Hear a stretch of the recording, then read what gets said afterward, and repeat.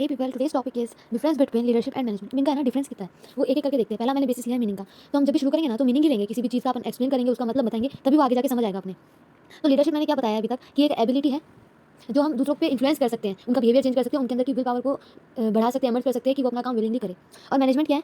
Management एक art है या फिर साइंस है, दोनों का कॉम्बिनेशन भी हो सकता है, जो अपन है ना दूसरों के द्वारा काम करवा सकते हैं टैक्टफुली। ठीक है ना, manage plus man plus T, ये याद रखना, डेफिनेशन अपने आप याद आ जाएगी।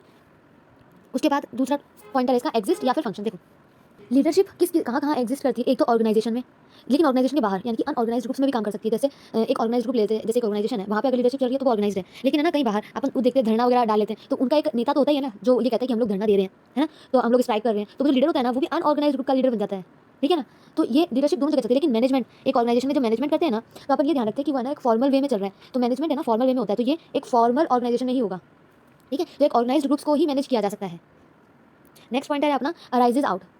लीडरशिप में अपन क्या मतलब, लीडरशिप का मतलब क्या था कि है ना अपन दूसरों को इन्फ्लुएंस करते हैं कि वो अपने अंदर की जो एबिलिटी, नॉलेज या स्किल्स है ना उनको बाहर निकाले, तो अराइजेज आउट को क्या कहते हैं? एमर्जेस। ठीक है, बाहर निकाले अपनी। और मैनेजमेंट का क्या था? अपन दूसरों से टैक्टफुली काम करवाते हैं, और काम कब करवाते हैं? अपन ने पढ़ा था अथॉरिटी रिस्पांसिबिलिटी, तो मैनेजमेंट है ना उनको एक अथॉरिटी देती है, और अथॉरिटी कहाँ होती है? केवल जॉब्स में। ठीक है, तो जॉब्स पोजीशन के लिए मैनेजमेंट उत्पन्न होता है कि हाँ भाई अपन मैनेजमेंट क्यों कर रहे हैं, उनको मोटिवेट क्यों कर रहे हैं, ताकि वो अपने जॉब्स की पोजीशन को बनाए रखें। अपन देखते हैं ना मोटिवेशन के दो तरह के होते हैं, उस तरह से। नेक्स्ट पॉइंट है एरिया या फिर लेवल।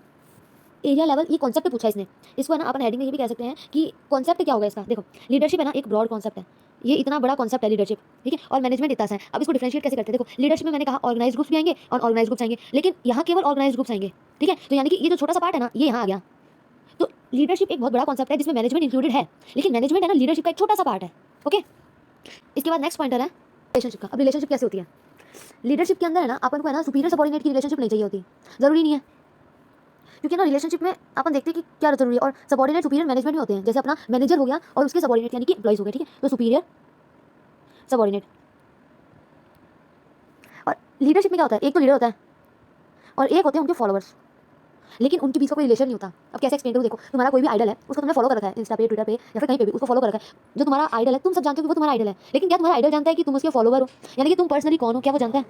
तुम्हारा जो लीडर है ना, जो तुम्हारा आइडल है, वो जानता ही नहीं है कि तुम उसके फॉलोवर है, तुम पर्सनली नहीं जानता। तुम्हारा वो एक नोटिफिकेशन बजा होगा कि इसने फलान डिक्टर ने तुम्हें फॉलो किया है, बस केवल उसने वो मार्क एज रीड करके या फिर वो स्वाइप ही कर दिया होगा बिना मार्क एज रीड करे। ठीक है, वो चीज़, तो इसमें रिलेशनशिप नहीं होती, केवल ये होता है कि हाँ भाई एक आइडल है, बाकी उसके फॉलोवर्स हैं।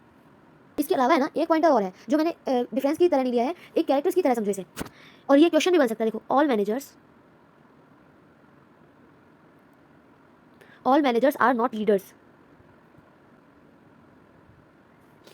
अब कैसे देख सकते हैं अपन कि जो मैनेजर्स हैं वो लीडर्स नहीं होते? पहले तो ना बेसिक बेसिक चीज़ें बताती हूँ। लीडर्स में अपन ये ध्यान रखेंगे कि यहाँ इन्फ्लुएंस होता है, इन्फ्लुएंस। और मैनेजर्स में ध्यान रखेंगे कि अपन मोटिवेट करते हैं उनको, और मोटिवेट लिमिटेड ही कर सकते हैं, क्योंकि अपन देखते हैं कि एक नीड कंप्लीट होने के बाद है ना दूसरी नीड अपने आप एमर्ज हो जाती है, तो उस चीज़ का। अब देखो सबको है ना ये पता है कि तेनालीराम कौन था, है ना, उसके कई सारे शोज आते हैं, तेनालीराम हो गया या फिर अकबर बीरबल हो गए, है ना, इनके कई सारे शोज आते हैं और कुछ फनी जोक्स आते हैं ना, तो वो ध्यान रखा करो। सीखने की बात उनमें यही होती है। जैसे मैंने कहा जैसे राम सीता का भाई है, तो मैं उसको ये भी तो कह सकती हूँ ना कि सीता उसकी बहन है राम की। तो सेम चीज़ देखो, all managers are not leaders, तो मैं इसका ये भी तो कह सकती हूँ कि leaders are managers, so all are managers. ठीक है, मैंने ये नहीं कहा कि राम है ना सीता का भाई है, मैंने ऐसा कह दिया सीता राम की बहन है।